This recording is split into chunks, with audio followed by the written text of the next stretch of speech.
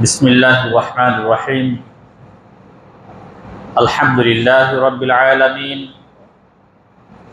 वल आक़िबतु लिल मुत्तक़ीन वस्सलातु वस्सलामु अला रसूलिहिल अमीन व अला आलिहि व सहबिहि अजमईन व बअद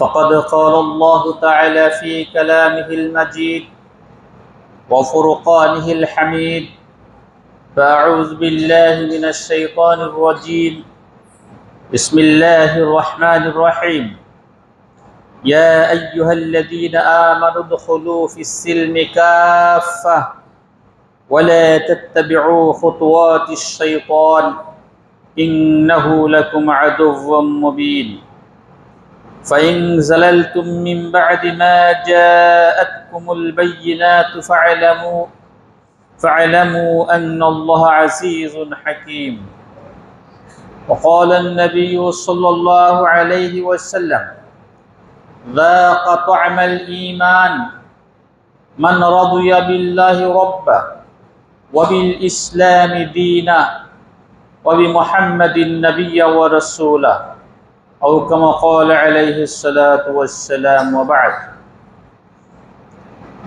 शुक्र आदाय करी महान अल्लाह ताआलार दरबारे जे महान अल्लाह ताआला आमादेरके आज सालातुल जुमा आदाय करार जन्य खुतबा शोनार जन्य मस्जिदे समवेत हওয়ার तौफिक दान करेছেন।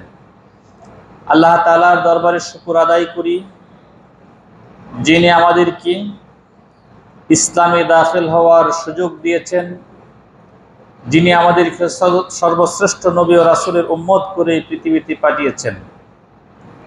অতঃপর সেই রাসূলের উপর অসংখ্য দুরূদ এবং সালাম প্রেরণ করি যিনি সারা বিশ্ববাসীর জন্য আদর্শ হিসাবে যিনি প্রেরিত হয়েছিলেন, যাকে প্রেরণ করা হয়েছিল সাল্লাল্লাহু তাআলা আলাইহি ওয়াসাল্লাম। সম্মানিত সুধী, আমি পবিত্র কোরআনুল কারীমের সূরা বাকারার 208 এবং 209 নম্বর আয়াত তেলাওয়াত করেছি। তার সাফুরে একটা হাদিস পাঠ করেছি। আল্লাহ তাআলা যদি তৌফিক দান করেন তাহলে এই আয়াত দয় এবং হাদিসের আলোকে কিছু কথা উপস্থাপন করার জন্য চেষ্টা করি। আমা তাওফিক ইল্লা বিল্লাহ। সূরা বাকারার 208 এবং 9 নম্বর আয়াত। এখানে আল্লাহ সুবহানাহু ওয়া তাআলা ঈমানদারদেরকে লক্ষ্য করে দুটি নির্দেশনা দিয়েছেন। একটা হচ্ছে পজিটিভ আর একটা হচ্ছে নেগেটিভ। একটা মানতে বলছে আল্লাহ তাআলা, একটা নিষেধ করেছে। কোনটা মানতে হবে, কোনটা থেকে বিরত থাকতে হবে, এই দুইটা কর্মসূচি আল্লাহ তাআলা এখানে দিয়েছেন। একটা নির্দেশ করেছেন, একটা নিষেধ করেছেন। এখন আদেশ এবং নির্দেশ যখন আল্লাহ তাআলা করেছেন, তো দুইটা মানাই হচ্ছে আমাদের জন্য ফরজ। আল্লাহ তাআলা ঈমানদারদেরকে লক্ষ্য করে বললেন, ইয়া আইয়ুহাল্লাযীনা আমানু, হে বিশ্বাসীগণ, হে ঈমানদারগণ, উদখুলু ফিস-সিলমি কাফা, তোমরা প্রবেশ করো ইসলামের ভেতরে, কাফা পরিপূর্ণভাবে প্রবেশ করো। ওয়ালা তাত্তাবিউ, আগেরটা ছিল আদেশ, এটা হলো নিষেধ। ওয়ালা তাত্তাবিউ, তোমরা অনুসরণ করিও না, খুতুওয়াতিশ শয়তান, শয়তানের পথ মত নির্দেশ, শয়তানের পদাঙ্ক তোমরা অনুসরণ করে চলো না। কারণ এটাও বলছেন আল্লাহ, কেন করবে না? ইন্নাহু লাকুম আদুউম মুবিন, শয়তান তোমাদের জন্য প্রকাশ্য শত্রু। এরপরে আল্লাহ তাআলা আরো সাবধান করে বললেন, ফাইন জালালতুম, যদি তোমরা পদস্খলিত হও, তোমরা পথ থেকে সঠিক পথ থেকে বিচ্যুত হও, মিন বা'দি মা জাআতকুমুল বায়্যিনাত, তোমাদের কাছে আল্লাহ তাআলার সুস্পষ্ট এই নিদর্শনগুলি আসার পরে কোরআন নাজিলের পরে, রাসূল প্রেরণের পরে, এরপরেও যদি তোমাদের পদস্খলন ঘটে, তাহলে জেনে রাখো, আল্লাহ তাআলা বলছেন ফায়ালামু, তোমরা জেনে রাখো, ইন্নাল্লাহা আজিজুন হাকিম, যে আল্লাহ তাআলা পরাক্রমশালী এবং তিনি বিজ্ঞানময়। তিনি প্রয়োজনে তিনি প্রতিশোধ নিতে আল্লাহ তাআলা জানেন, কিভাবে প্রতিশোধ করতে হয়, গ্রহণ করতে হয়, আল্লাহ তাআলার জানা আছে। তোমরা কত বাড়াবাড়ি করবা, আল্লাহর নির্দেশ লঙ্ঘন করবে, সেগুলির ব্যবস্থা আল্লাহ তাআলা করবেন। তিনি অনেক বিজ্ঞানময়, তার সব কিছু কলা কৌশল জানা আছে। সম্মানিত হাজিরিন, এই আয়াত নাজিলের প্রেক্ষাপটটা এরকম ছিল, ইসলাম কেমন আমরা মানছি আর কেমন মানা দরকার। আর সাহাবাদের ভিতরেও প্রশ্ন ছিল, আহলে কিতাব, তাদের মধ্য থেকে একজন লোক ইসলাম ধর্ম গ্রহণ করেছিল। তাদের ভিতরে একজন প্রসিদ্ধ সাহাবী ছিলেন আব্দুল্লাহ ইবনে সালাম, তিনিও ছিলেন। একদিন রাসূলের দরবারে এসে প্রশ্ন করলেন, ইয়া রাসূলুল্লাহ, আমরা তো ইসলাম ধর্ম গ্রহণ করেছি, ঈমান এনেছি, আমরা সবকিছু মানতেছি, কিন্তু আমাদের একটু আপত্তি আছে, দুই তিনটা জিনিস আমাদেরকে পারমিশন দিতে হবে। এই দুইটি জিনিস পারমিশনটা এরকম ছিল, আব্দুল্লাহ ইবনে সালাম এবং তার দলে যারা এসেছিল তারা বলেছিল, শনিবার দিন একটু বিশেষ মর্যাদা আমরা এই দিনটাকে দেই, এইটা আমাদের অনুমতি দিতে হবে, আমরা দিয়ে থাকি, এটা কেমন এটা হয়। এরপর উটের গোশত এবং দুধ এইগুলি আমরা খাবো না, পান করব না, কারণ হযরত ইয়াকুব আলাইহিস সালাম অসুস্থ হয়েছিলেন, তিনি এই জন্য উটের গোশত তিনি খেতেন না এবং দুধ পান করতেন না। তারা যেহেতু আহলে কিতাব, ইয়াকুব আলাইহিস সালামের অনুসারী, পূর্ববর্তী নবীদের অনুসারী, তারা এই জন্য তারাও সেটা করবে, এই পারমিশনটা, এবং তারা এগুলি করতো, বলতে আমরা এটা করে থাকি, এটা আমরা হারাম মনে করে থাকি। আর রাতের বেলায় তাদের যে সালাত আদায় করতো, সেখানে তাওরাত থেকে তারা পাঠ করবে, এটা পাঠ করতো তারা। এই বিষয়গুলি আল্লাহ রাসূলের কাছে যখন বলা হলো, তখন এই আয়াত আল্লাহ তাআলা নাজিল করলেন যে রাসূলের দ্বীনে যে তোমরা প্রবেশ করেছো, তোমরা যখন ঈমান এনেছো, পূর্ববর্তী নবীদের যে দ্বীন সেটা রহিত হয়ে গিয়েছে, সেটা বিশ্বাস করতে হবে। নবী রাসূল পূর্ববর্তী কিতাব এগুলি বিশ্বাস রাখা ফরজ, কিন্তু সেইগুলিতে আনুগত্য আর চলে না। এখন কোরআন যেটা গ্রহণ করেছি, ওই কিতাবের অনেক অংশ কোরআনে আল্লাহ তাআলা ঢুকিয়ে দিয়েছেন, অনেক বক্তব্য এখানে আছে। এখন কোরআনকে মানতে হবে। তৌরাত তোমরা তেলাওয়াত করবা নামাজের ভিতরে, সেটা চলবে না। গীতা পাঠ করবা, সেটা চলবে না। বাইবেল পাঠ করবা, সেটা চলবে না। দুধ হারাম মনে করবা, উটের গোশত হারাম মনে করবা, এটা চলবে না। শনিবারের বিশেষ মর্যাদা দিত তারা, শনিবার দিন ইবাদত বন্দেগী করত, বিশেষভাবে উদযাপন করত বনি ইসরাইল জাতি। এই সমস্ত টালবাহানায় ইসলামে চলবে না। সবকিছু মানবা, শুধু এই কয়টা মানবা না এমন হয়। তাহলে তারা কয়েকটা বিষয় তো ছিল, তাও পূর্ববর্তী নবীদের অনুসরণ করে কয়েকটা ভালো বিষয় শনিবারে গুরুত্ব দিত ওই সমস্ত উম্মতরা। এরপর উটের দুধ না খাইলেই বা কি, আল্লাহ রাসূল বলতেন না এটা ঠিক আছে, তোমরা মেনে নিলাম, তোমরা এটা করো, সেটা তিনি বলেন নাই। আল্লাহ রাসূল নীরব থাকলেন, আল্লাহ তাআলা ওহীর মাধ্যমে জানিয়ে দিলেন, ইসলামে দাখিল হয়েছে, পরিপূর্ণ দাখিল হও। কোনো একটা বিষয় ইসলামের মানবা আর কোনো একটা মানবা না, এমনটা হতে পারে না। আজকে আমাদের জীবনের সাথে, আমাদের সমাজের সাথে, আমাদের আমলের সাথে আপনারা মিলায় দেখেন যে আমরা কতটুকু ইসলাম মানি। আমরা কোরআনের কিছু কিছু মেনে নিয়েছি, ইসলাম মানি আমরা শুধু মসজিদে সালাত আদায় করব, বিবাহ শাদী হবে কোরআন সুন্নাহ মোতাবেক, বিবি তালাক হবে, ঈদের নামাজ হবে, কোরবানি হবে। এই শুধু কয়েকটা বিষয়ের ভিতরে আমরা ইসলামকে সীমাবদ্ধ করে ফেলেছি। ইসলাম একটা পরিপূর্ণ জীবন আদর্শ।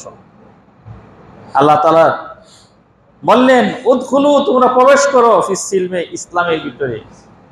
এখানে সিলমুন শব্দের অর্থ ইসলাম, আর সিলমুন বা সালমুন দুইভাবে উচ্চারণ করা যায়। আর এক অর্থে শান্তি, শান্তির ধর্মে তথা ইসলামে তোমরা প্রবেশ করো। তুমি শুধু ঈমান আনছো আর অল্প কিছু মানছো আর অল্প কিছু মানবে না, এটা হতে পারে না। আল্লাহ এই ইসলাম চান না, এই ইসলামে কল্যাণ আসবে না, এই ইসলামে শান্তি আসবে না। শান্তি পেতে হলে ইসলাম পরিপূর্ণ গ্রহণ করতে হবে। আল্লাহ তাআলা এটা এখানে ঘোষণা করলেন। কাফা শব্দ এখানে ব্যবহার করেছেন আল্লাহ। কাফার দুইটা অর্থ এখানে, একটা হচ্ছে সম্পূর্ণরূপে ইসলামে দাখিল হতে হবে। তোমার চিন্তা, মন, মগজ, তোমার চেতনা, ফিকির, তোমার ব্রেন, তোমার শরীরের অঙ্গ প্রত্যঙ্গ, নাক, মুখ, চোখ, হাত, পা, প্রত্যেকটা অঙ্গ প্রত্যঙ্গ, চিন্তা শক্তি সবকিছু ইসলামের অনুকূলে নিয়ে আসতে হবে। এটা হচ্ছে পরিপূর্ণ ইসলামে দাখিল। দুইটা অর্থ, আমি একটা অর্থ প্রথম বলতেছি। আপনি একটা চিন্তা করবেন, ভালো একটা চিন্তা করবেন, যদি ভালো একটা কাজের চিন্তা করেন আল্লাহ তাআলা সব লিখে দেন। কি জন্য দেন? ভালো একটা চিন্তা করবেন, একটা সবের কাজ। আপনি যে কুচিন্তা করবেন, বৈশা বৈশা কোথায় মানে আড্ডা দিবেন, কোন কোন নারী ভাগিয়ে নিয়ে আসবেন, কোথায় মানে মদের আসরে যাবেন, কোথায় গান বাদ্যযন্ত্র শুনবেন, এই কুচিন্তা থেকে দূরে থাকতে হবে। মনের জেহাদ বলা হয়েছে, শ্রেষ্ঠ জেহাদ বলা হয়েছে।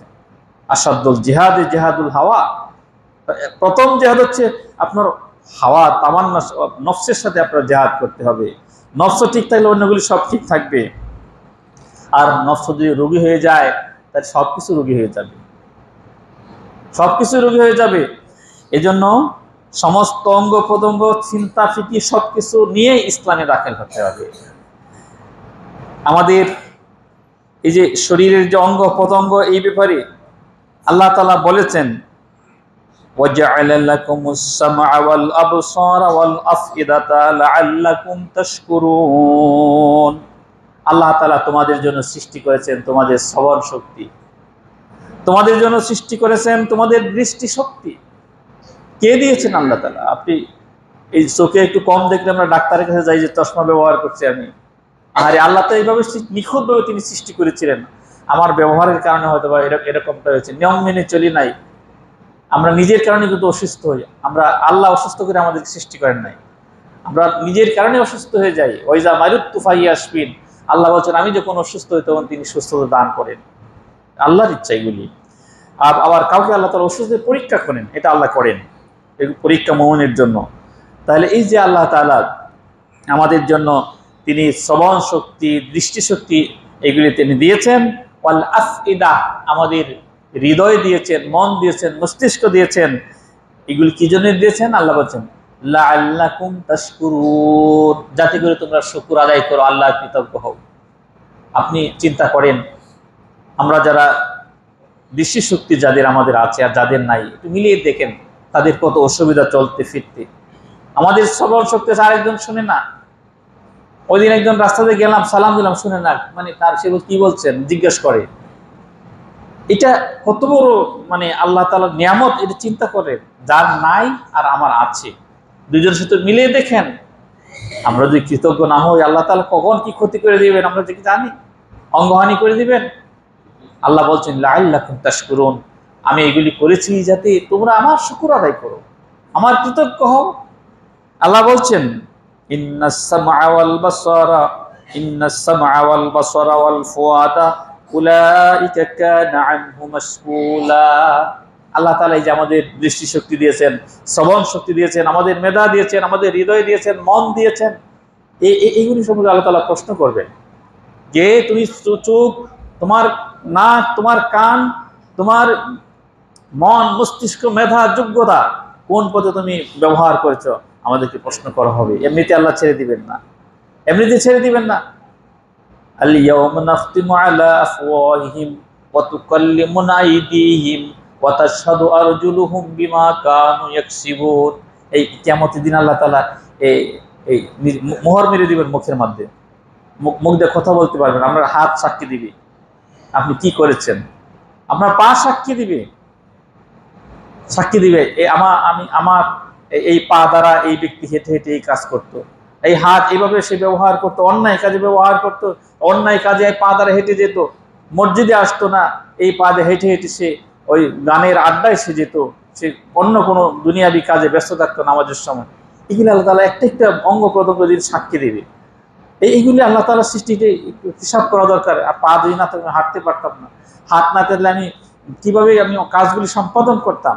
এইগুলি প্রত্যেকটা অঙ্গ প্রত্যঙ্গ, এই পরিপূর্ণ যে অঙ্গ প্রত্যঙ্গগুলি, এগুলি দিনের পথে ইসলামের পথে যদি আমরা ব্যয় করতে পারি, তাহলে না ইসলামে পরিপূর্ণ দাখিল হয়ে, ইসলামে দাখিল মানে পরিপূর্ণ দুইটা অর্থ আমি বলছি। কাফ, আল্লাহ তাআলা বলেছেন যে পরিপূর্ণ রূপে সমস্ত অঙ্গ প্রত্যঙ্গ সবকিছু ইসলামের কাজে ব্যবহার করতে হবে। আল্লাহ তাআলা শক্তি সামর্থ্য দিয়েছেন, দিনের পথে আমাদের ব্যয় করতে হবে। এটাই ইসলাম পরিপূর্ণভাবে আসা। আল্লাহ তাআলা বলেছেন আমি চোখ ব্যবহার করছি, খারাপ কাজে ব্যবহার করলাম। আমি দুই একটা আয়াত শোনাই আপনাদেরকে। আল্লাহ তাআলা চোখটা কিভাবে ব্যবহার করতে বলেছেন। আপনি আমাদের সমাজে ইসলামী শরীয়ী পর্দা সামাজিকভাবে প্রতিষ্ঠিত নাই, রাষ্ট্রীয়ভাবে নাই, যার কারণে পার্সোনাল পর্দা আমাদের করতে হয়।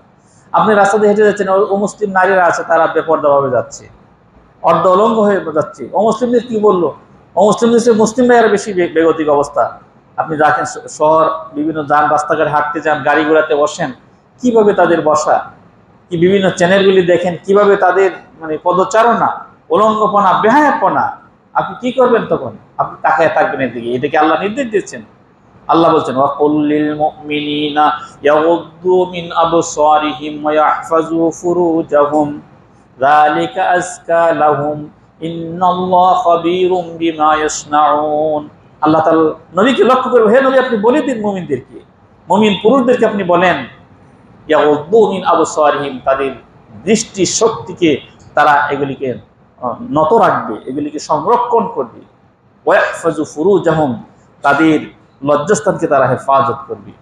এইটা তো একটা অঙ্গ শরীরের লজ্জাস্থান, এটাকে হেফাজত করবে, অন্যায় কাজে এটা ব্যবহার করবে না।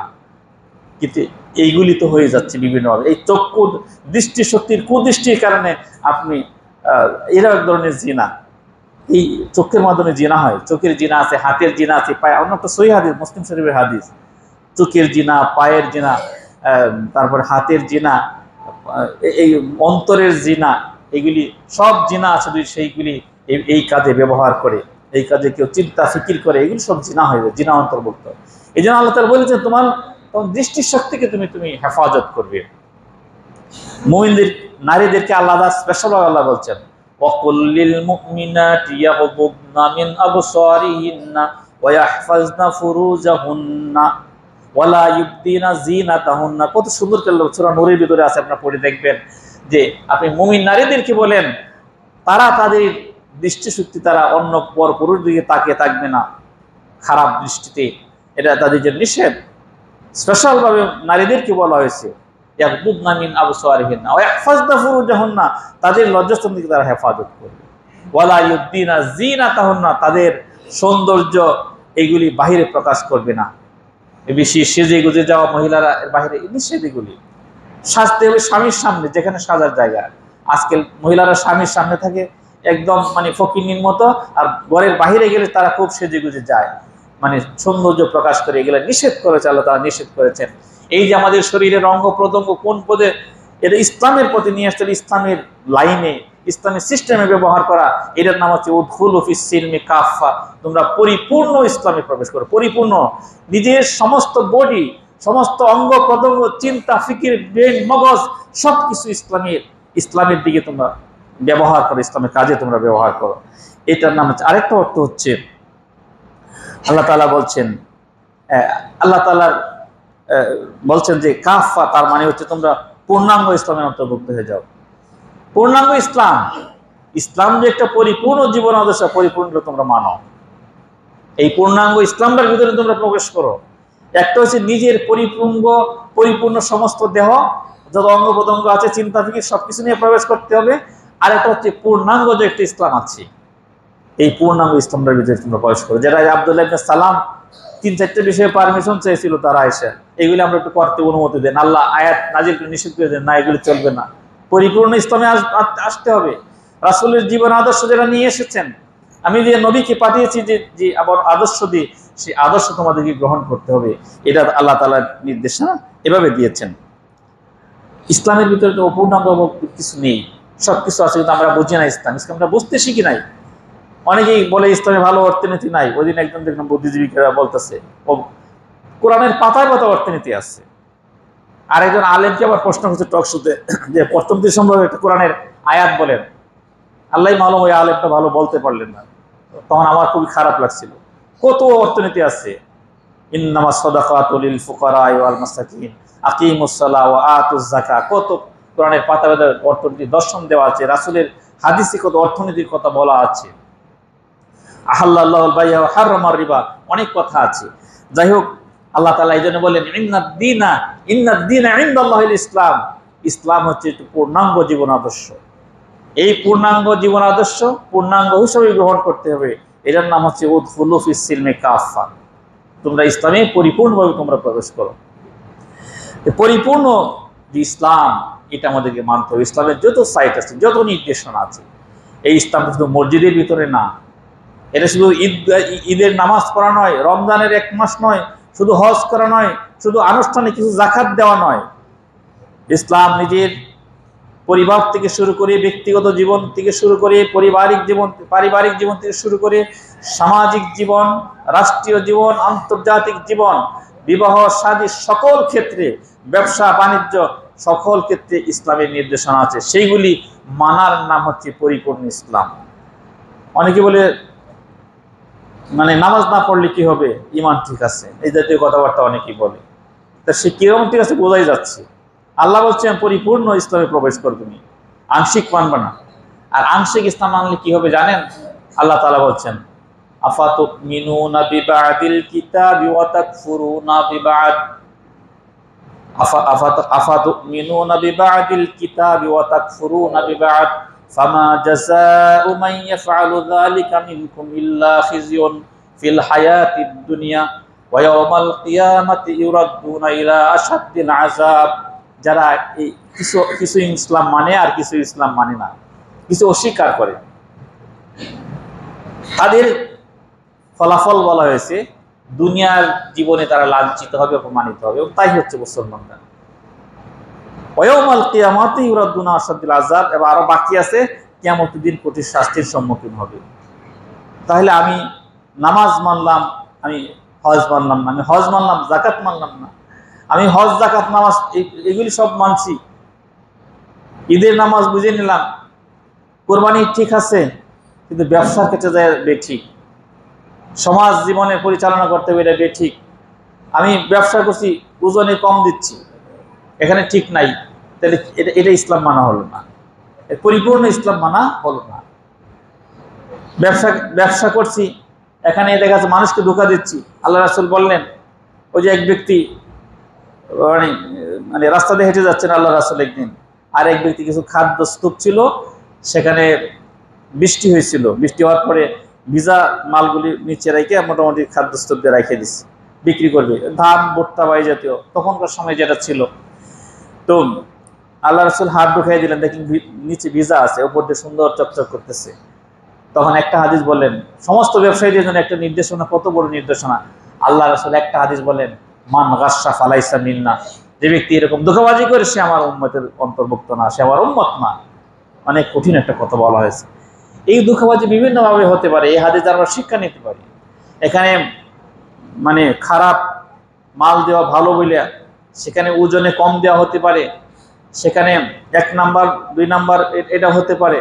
এরপরে সেখানে আপনার মানে খাদ্যে ভেজাল ঢুকিয়ে দেওয়া হতে পারে, একটার সাথে আরেকটা মিশ্রণ হতে পারে, বা দর দাম একটু বেশি জুলুম করে নেওয়া হতে পারে, বা অনেকে শপথ করে বেশি দাম দিয়ে কিনে আনছে, এইটা কিনা দাম আসলে কম দাম দিয়ে কিনছে। বিভিন্নভাবে এটা হতে পারে ধোঁকাবাজি। এই ধোঁকাবাজি পরিহার করতে বলা হয়েছে। এই ক্ষেত্রে তো ইসলাম রয়েছে, রাসূলের নির্দেশনা আছে, রাসূলের জীবন আদর্শ আছে। সম্মানিত হাজিরিন, এই যে যারা ওজনে কম বেশি করে কঠিন মানে কোরআনের নির্দেশনা, সূরা মুতাফফিফিন সূরায় আছে, ওয়াইলুল লিল মুতাফফিফিন আল্লাযিনা ইযা তালু আলান নাসি ইস্তাওফুন ওয়া ইযা কালুহুম আও ওয়াজানুহুম ইখসিরুন। ওই সমস্ত ব্যবসায়ীদের জন্য ধ্বংস, বেচা কেনাকারীদের জন্য ধ্বংস, যারা নেওয়ার সময় বেশি করে নেয়, দেওয়ার সময় কম করে দেয়। পবিত্র কুরআনুল কারীমে আল্লাহ তাআলা সরাসরি বলেছেন। সম্মানিত হাজিরিন, আল্লাহ তাআলা এরপরে বললেন যে ওয়ালা তাত্তাবিউ খুতুওয়াতিশ শাইতান, হে বিশ্বাসীগণ তোমরা শয়তানের পদাঙ্ক অনুসরণ করো না, কারণ ইন্নাহু লাকুম আদুউম মুবিন, শয়তান কিন্তু তোমাদের প্রকাশ্য শত্রু। শয়তান চ্যালেঞ্জ করে এসেছিল যে আমাকে জান্নাতে থাকতে দিলে না, হে আল্লাহ, আমি কিন্তু তোমার বান্দাদেরকে যাদেরকে পৃথিবীতে পাঠাচ্ছ ওদেরকে আমি ডান দিক থেকে, বাম দিক থেকে, সামনের দিক থেকে, পিছন দিক থেকে তাদেরকে আমি হামলা করব। সেই ক্ষমতা আল্লাহ তাআলা শয়তানকে দিয়েছেন। এবং আমরা যখন ভালো কাজ করতে যাই আমাদের মনে ওয়াসওয়াসা আসে, তখন আল্লাহর কাছে আশ্রয় প্রার্থনা করতে হবে, আউযু বিল্লাহি মিনাশ শাইতানির রাজিম। এটা আল্লাহ তাআলা দোয়া শিখিয়ে দিয়েছেন। শয়তান ওয়াসওয়াসা দেয়, ভালো কাজ করতে গেলে বিভিন্ন বাধা আসে। কোন মানবরূপী কিছু শয়তান আছে, কোনো মানুষের বাধা দেয়, এটা কি করবা কেন তুমি, কি দরকার ছিল। এই দুই দিক থেকে আসা একটা জিন জাতীয় শয়তান, তারাও মনের ভিতর ওয়াসওয়াসা সৃষ্টি করে দেয়। এই প্রকাশ্য শত্রু দিকে আল্লাহ তাআলা দিয়েছেন। এবং আমরা যদি আল্লাহমুখী হই, রাসূলের আদর্শ অনুসরণ করে চলি, তা আল্লাহ বলছেন আমি আমার বান্দাদের এই উপর দিক থেকে আমি সাহায্য করব। আল্লাহ সাহায্য, আল্লাহ হেফাজত সেভাবে করবেন। সম্মানিত হাজিরিন, আল্লাহ তাআলা বলেছেন শয়তানের কাজটা কি? শয়তানের কাজ হচ্ছে ইন্নামা ইয়া'মুরুকুম বিস-সুই ওয়াল ফাহশা। শয়তানের কাজ হচ্ছে মানুষের খারাপ, অশ্লীলতা, এই সমস্ত বিষয় নির্দেশ করে তুমি এটা করো, সেটা করো, এই করো, এই করো, সেই করো, প্রবঞ্চনা দিতে থাকে। এটা সূরা বাকারা আরেক জায়গায় আল্লাহ তাআলা বলেছেন ওয়ান তাকুলু আলাল্লাহি মা লা তা'লামুন, এমন করে তুমি আল্লাহর উপর বলো যেখানে তোমার জ্ঞান নাই। এটা হচ্ছে শয়তানের কাজ। শয়তান এগুলি শিখিয়ে দেয়, আল্লাহর উপর খারাপ ধারণা নিয়ে আসে, বিভিন্ন আল্লাহর উপর বাজে মন্তব্য করে, আল্লাহর সাথে কেউ চ্যালেঞ্জ করার দুঃসাহস পোষণ করে, এগুলি সব শয়তানের কাজ। আরেক জায়গায় বলেছেন শয়তানের কাজ হচ্ছে ইন্নামা ইয়াদউ হিজবাহু, শয়তানের দলের যারা আছে তাদেরকে শয়তান ডাকে লিয়াকুনু মিন আসহাবিস সাঈদ, জাহান্নামের অধিবাসী হওয়ার জন্য ডাকে। মানে তার দিকে ডাকা মানে জাহান্নামের অধিবাসী হওয়ার জন্য ডাক দেয় শয়তান। এই প্রকাশ্য সত্য সম্পর্কে আমাদের সার্বক্ষণিক আমরা ভালো কাজগুলো সাবধান থাকতে হবে। এরপরে আল্লাহ বলছেন ফাইন জালালতুম মিন বা'দি মা জাআতকুমুল বায়্যিনাত, যদি আমরা আল্লাহর এই নির্দেশ শোনার পরেও, এই বক্তব্য ওয়াজ নসিহত শোনার পরেও, কোরআন আমাদের সামনে থাকার পরেও, রাসূলের আদর্শের আমাদের সামনে থাকার পরেও যদি আমরা বিপদগামী হই, আল্লাহ বলছেন ফা'লামু আন্নাল্লাহা আজিজুল হাকীম, জেনে রাখো আল্লাহ কিন্তু তোমাদের এই সমস্ত বিষয়ে সবকিছু খবর রাখেন। তিনি এইগুলি বিচার ফায়সালা সবকিছু তিনি তরিত করতে তিনি সক্ষম, তিনি সবকিছু করতে পারেন। তিনি হচ্ছেন মহাপরাক্রমশালী এবং বিজ্ঞানময়। সর্বশেষ হাদিস খানা আমি যে বলছিলাম, আল্লাহ তাআলা বলেছেন যাকাত আমাল ঈমান, সেই ঈমানের স্বাদ গ্রহণ করতে পারবে মান রাদিয়া বিল্লাহি রাব্বা, যে ব্যক্তি একমাত্র আল্লাহকে রব হিসেবে গ্রহণ করে নিতে পারবে, ওয়াবিল ইসলামি দীনা, ইসলামকে একমাত্র জীবন আদর্শ হিসেবে গ্রহণ করতে হবে। কতক্ষণ এইটা কতটা মানব রচিত মতবাদ এটা নয়। অবি মুহাম্মাদিন নাবিয়্যা, মুহাম্মদকে নবী হিসাবে মানে মুহাম্মদের আদর্শকে গ্রহণ করতে হবে। এই ঈমানের স্বাদ গ্রহণ করতে পারবেন। আল্লাহ সুবহানাহু ওয়া তাআলা আমাদের এই আয়াতে কারিমা, এই দয় এবং এই হাদিসের আলোকে জীবনকে আলোকিত করার তৌফিক দান করুন। ওয়া সাল্লাল্লাহু তাআলা আলা খায়রি খালকিহি মুহাম্মাদি ওয়া আলা আলিহি ওয়া সাহবিহি আজমাইন।